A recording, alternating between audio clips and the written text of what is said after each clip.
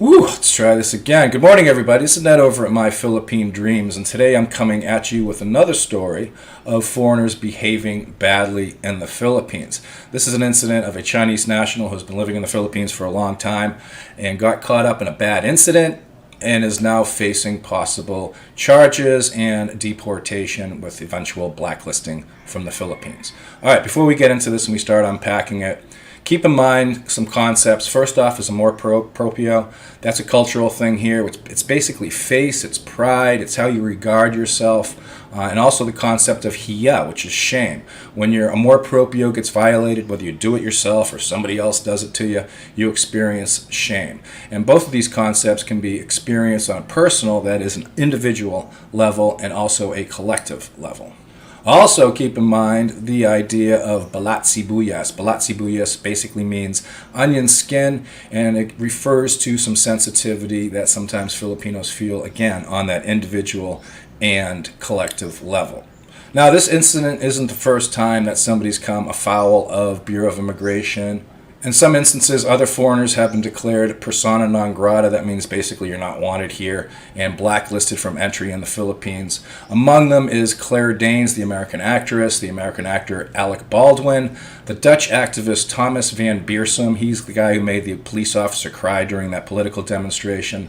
Travel blogger Nathan Allen. And there are also others who have rubbed the wrong way against the Philippine collective amor proprio, and they include the Beatles, Adam Carolla, the American comedian, the American actress Terry Hatcher, and you guys are noticing a pattern here, and the American and popular vlogger Jimmy Saizeka, who did the 20 Things I Don't Like About the Philippines, and also Dan Brown, the famous author who once compared Manila to the gates of hell. So those are some of the bigger cases of people that have been declared persona non grata, blacklisted, and deported from the Philippines. But of course, there are many others.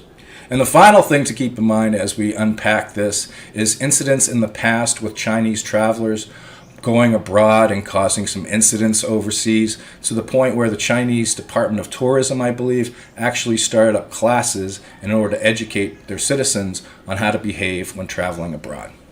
So let's get down into the weeds, as it were. A Chinese student charged for throwing soybean pudding at Filipino police officer. A Chinese student in the Philippines who threw her cup of soybean pudding at a police officer has been charged with assault and disobedience. Zhang Jiale was at a train station in Manila when she was stopped and told she had to finish her dessert before she could enter the station. She responded by throwing the treat at the officer and was later detained. Ms. Zhang could face deportation and eventual blacklisting from the Philippines. "I was in a bad mood," she said. The incident took place on 9 February, okay, so it wasn't Valentine's Day, at the Metro Rail Transit, the MRT, in the Philippines capital of Manila. The 23-year-old is currently a fashion design student and has been living in the Philippines for 6 years. So she probably should have known better than this. According to local media outlets, she was stopped by a police officer from going into the station as she was holding a cup of taho, a local dessert of soybean pudding. Bottled drinks, water, and liquid substances are banned from MRT stations in Manila over concern of improvised explosive devices. The officer told her she would have to finish her dessert or throw it away before she would be allowed to enter the platform. She instead threw the taho at him and turned around to leave, but was stopped by security personnel on site. Ms. Zhang was later charged with direct assault, disobedience to an agent of a person in authority, and unjust vexation. Unjust vexation is kind of this law here that they have, where if somebody's annoying you, you can actually press charges.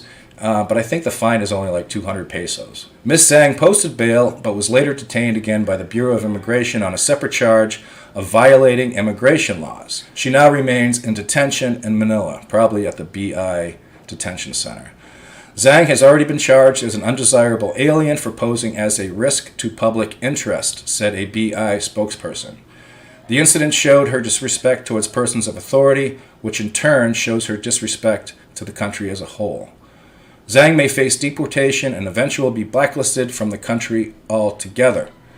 If found deplorable, we will wait for the resolution of her court case before implementing the deportation. Again, what this means is the charges that they got her, disobedience of a person in authority and direct assault, they're going to wait till those charges are settled before they pursue deportation.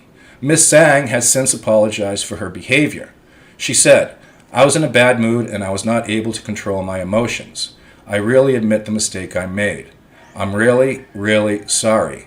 I really ask if it's possible to have another chance. I really like the Philippines and love Filipinos."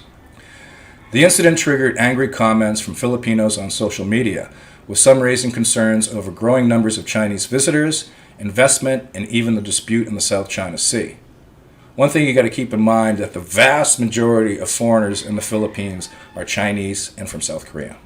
China and the Philippines have developed close financial and political ties since Mr. Duterte was elected president in 2016. In the year he came to power, President Duterte secured $24 billion US in investment, credit, and loan pledges from China to upgrade his country's infrastructure. Nearly half of the 75 infrastructure projects in his proposed $180 billion USD build economic strategy are to be directly financed from China. So again, keep in mind the concept, especially at a collective level, of amor proprio and shame. At first, the Philippines, there was a couple government spokesmen that were saying, we're not going to make this a big deal. She basically just threw a cup of taho on somebody, and it wasn't like it was actually the Chinese encroaching on our borders. But it seems since that they're actually getting a little more aggressive with this. They have her in detention, as you can see by the photos in the background, and they're going to be pursuing the legal charges before pursuing the deportation and blacklisting. Again, this is simply just another case of foreigners behaving badly in the Philippines. We all have bad days. Sometimes we just wake up on the wrong side of the bed. But it behooves us as visitors, as guests in this country, not to basically, I guess, throw things at Filipino police officers, because that's a bad idea no matter where you are. So what are your experience with Chinese tourists in the past? What do you think of this case?